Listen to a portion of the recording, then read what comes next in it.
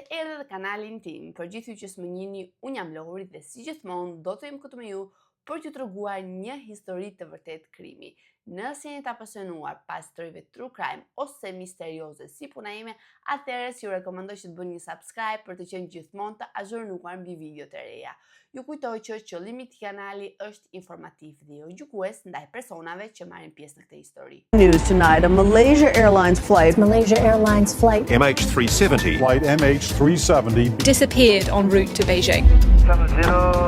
Sot do të flasim për një rast jashtëzakonisht shumë absurd, duket pak a shumë si një serial televiziv. Bëhet fjalë për një avion që u zhduk në vitin 2014, ku brenda në avion ishin 227 pasagerë dhe 12 pjesëtar të ekipazhit. Sot do flasim për fluturimin Malaysia Airlines MH370, që është një Boeing 777. Për gjithë ju që nuk e dini, një Boeing 777 janë avion të mëdhenj, jo si ato avion të vegjël të Wizz Air, por avion shumë të mëdhenj gjigant. Për më tepër është avioni me 2 motorët më të mëdhenj në botë. Imagjinoni këtë super avion që një ditë gjatë një udhëtimi rutinë në linjën që e bënte çdo ditë nga Kuala Lumpur për në Kinë, zhduket pa lëngjurmë. Siç ju thash, në bord ishin 227 pasagerë dhe 12 pjesëtar të ekipazhit. Pasagerët në fakt ishin të kombësive të ndryshme, por shumica ishin kinezë dhe mosha e tyre varionte. Më i moshuari ishte 76 vjeç, ndërsa më i riu ose më i vogli fatkeqësisht ishte vetëm 23 muaj. Piloti i këtij avioni ishte një burr me emrin Zaharia Ahmed Shah, i cili ishte nga Malajzia dhe ishte vetëm 53 vjeç. Zëvendëspiloti ishte një djalë me emrin Farish Abdul Hamid, 27 vjeç. Komandanti Zahari punonte në këtë kompani që nga viti 1981 dhe kishte mbi 18.000 orë fluturimi, pra një eksperiencë jashtëzakonisht shumë e madhe.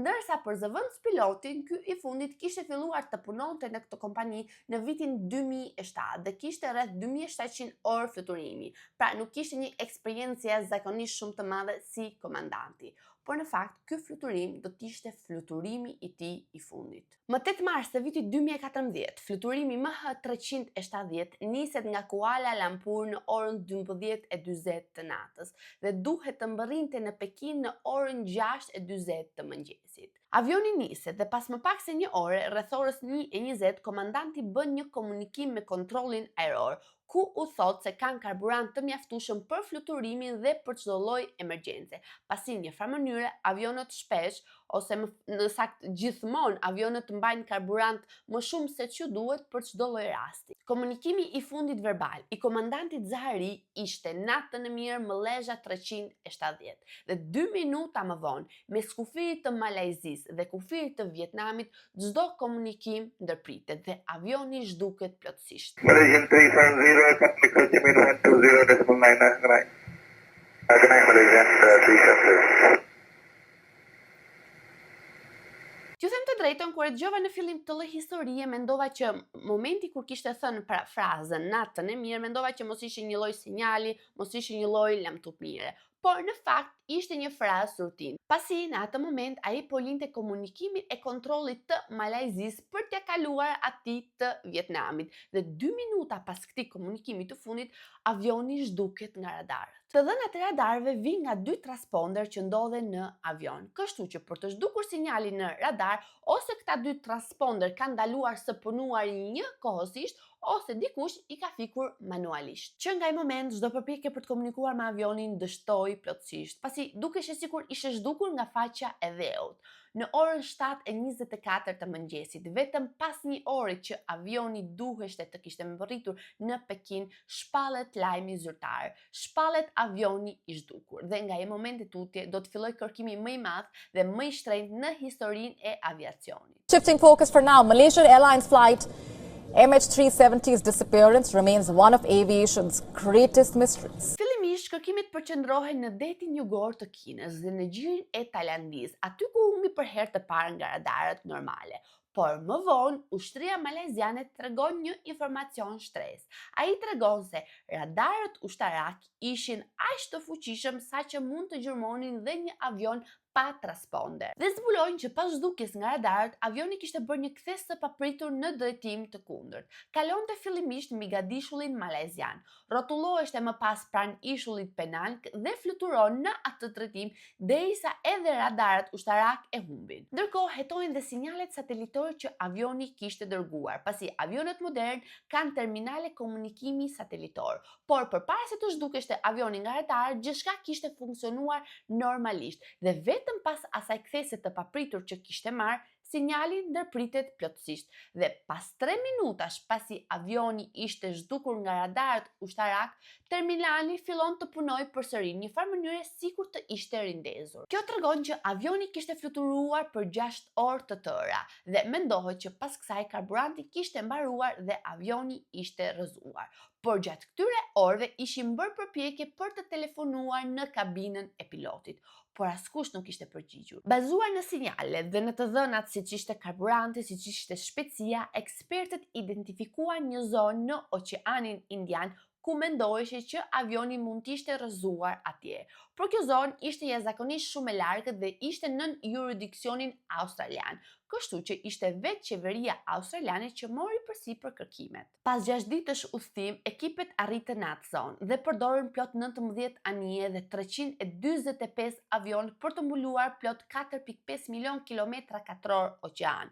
Dhe menduan që nëse avioni do të ishte rrëzuar në oqean, mikrofonët në New York do të kishin regjistruar zhurmë. Dhe në fakt po, disa prej tyre e kishin regjistruar zhurmë, por më vonë u konstatua që ajo zhurmë nuk kishte lidhje me avionin dhe pavarësisht kërkimeve që bën dhe pavarësisht përpjekjeve që bën, avioni nuk u gjet.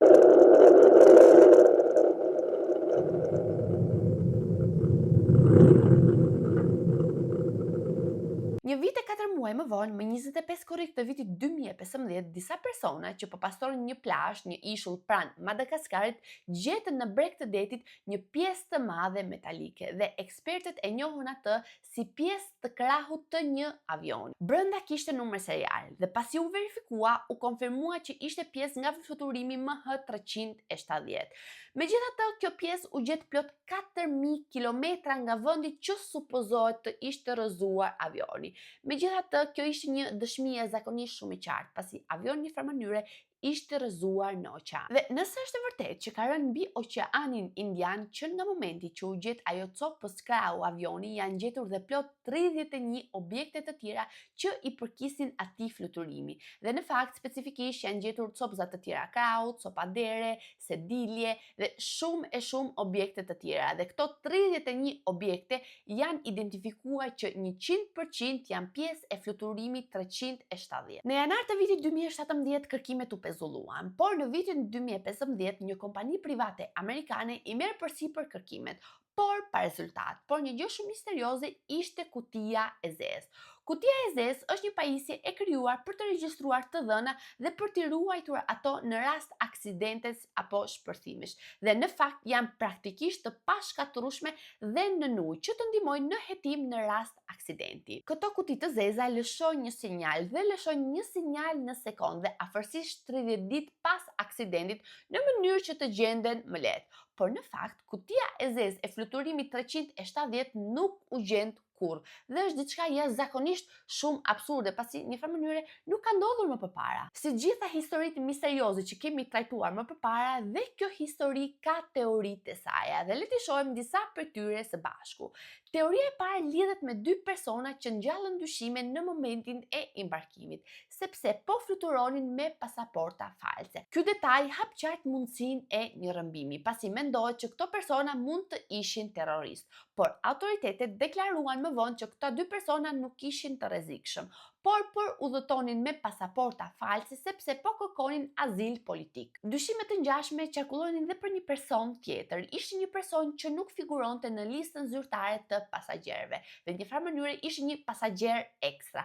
Por ky pasagjer ishte inxhinier fluturime dhe kishte aftësinë për të marrë kontrollin e Boeing 777. Në një teori tjetër thuhet që gjatë fluturimit kishte shpërthyer një zjarr, sepse mendohet që në fluturimin 370 po transportoheshin bateri litium-ion dhe kjo gjë kishte ndodhur me një avion tjetër UPS në shtator të 2010-s, ku ky avion transportonte këto lloj baterish dhe kishte shpërthyer në flak për shkak të këtyre. Një shkak tjetër i mundshëm për zjarr mund të ishte dhe një defekt teknik. E njëjta gjë siç ndodhi me fluturimin Swiss Air në vitin 1998, ku zjarri dëmtoi disa pajisje në bord, përfshirë këtu dhe transmetuesin satelitor, dhe kjo mund të shpjegojë se pse avioni u zhduk nga radarët. Nëse ky ishte rasti, mendohet që pilotët e fluturimit 370, kur kanë kuptuar që ka rënë zjarr në bord, kanë tentuar menjëherë që të marrë një kthes të fortë dhe të bëjnë një ulje emergjente në Malajzi. Por kjo gjë nuk ndodhi asnjëherë, sepse nëse ju kujtohet, avioni vazhdoi të fluturonte për 6 orë të tëra dhe sipas mendimin tim kjo teori nuk bën shumë sens. Në një teori tjetër thuhet që i gjithë avioni humbi presionin dhe të gjithë, përfshirë dhe pilotët, humbën ndjenjat. E njëjta gjë siç ndodhi me fluturimin Helios Airway në vitin 2005, ku pilotët humbën ndjenjat dhe avioni vazhdoi të fluturonte me autopilot derisa i mbaroi karburanti dhe u rrëzua. Por fakti është që në rast të humbjes së presionit, ekipazhi është i trajnuar me maskat e oksigjenit, gjë që na shpjegohet përpara çdo nisje, gjë që ne nuk është i kushtojmë shumë rëndësi, por janë shumë të rëndësishme. Komandanti i fluturimit 370, siç u thash, kishte shumë përvojë në këtë punë dhe në një farë mënyrë është paksa e pabesueshme të mendosh që i ka ndodhur diçka e tillë. Por gjithsesi, kur mos thuaj kur, sepse nuk i dihet se çfarë ndos në atë raste, si mund të reagosh në ato raste, gjë që e kemi përmendur dhe herë të tjera. Por gjë më e çuditshme është kthesa që mori avioni. Pasi mori kthesën e parë, avioni pastaj u kthye djathtas dhe përsëri bëri të njëjtën manovër dhe ekspertët mendojnë që gjithë këto manovra në mënyrë kategorike nuk mund t'i ketë bërë një autopilot. Gjithë këto manovra janë bërë vetëm nga një njeri. Teoria më e frikshme sipas mendimit tim është teoria që përfshin komandantin e fluturimit, sepse në qershor të vitit 2014 gazetat zbuluan që kishte një hetim të fshehtë mbi komandantin Zaharia Shan, pasi në një farë mënyre mendohet që ai të ishte i dyshuari kryesor, sepse autoritetet kishin shkuar në shtëpinë e tij dhe kishin kontrolluar dhe në shtëpinë e tij kishin gjetur një stimulator fluturimi. Gjë që po ta mendosh në fillim nuk është shumë e çuditshme, sepse fluturimi ishte pasioni i tij. Por në atë stimulator kishin gjetur një itinerar të dyshimit, sepse ky itinerar përfundonte në Oqeanin Indian. Pra, në një farë mënyrë mund të kesh qenë gjithçka e planifikuar. Këto detaje u bën publike në vitin 2016, sepse ishte shumë e frikshme, sepse itinerari që ishte në stimulator ishte i ngjashëm me trajektorin që kishte bërë avioni dhe për shumë persona mendohet që kjo gjë ka qenë e planifikuar. Kjo gjë mbetet vetëm një teori, por nëse është e vërtetë, pyetja është pse komandanti Zaharia e bëri këtë veprim, pasi në një farë mënyre ishte i martuar, kishte 3 fëmijë, kishte një punë të mirë, nuk kishte probleme financiare, ishte pa ankth, ishte pa depresion, pra bënte një jetë shumë të qetë. Ai ishte lindur dhe rritur në ishullin Penang në Malajzi dhe disa persona mendojnë që avioni kaloi atje qëllimisht që në një farë mënyre komandanti t'i jepte lamtë mirë vendlindjes së tij. Por nga ana tjetër ka shumë persona që nuk duan ta besojnë këtë gjë, nuk duan ta besojnë që ka qenë vetë komandanti Zaharia që ka rrëzuar qëllimisht avionin me aq shumë persona. Dhe nëse është e vërtetë, pra dhe nëse e ka bërë këtë gjë qëllimisht, kjo jo është një akt shumë i tmerrshëm dhe shumë egoist nga ana e tij. Disa persona mendojnë që martesa e tij nuk ka qenë në gjendje shumë të mirë, por asgjë serioze.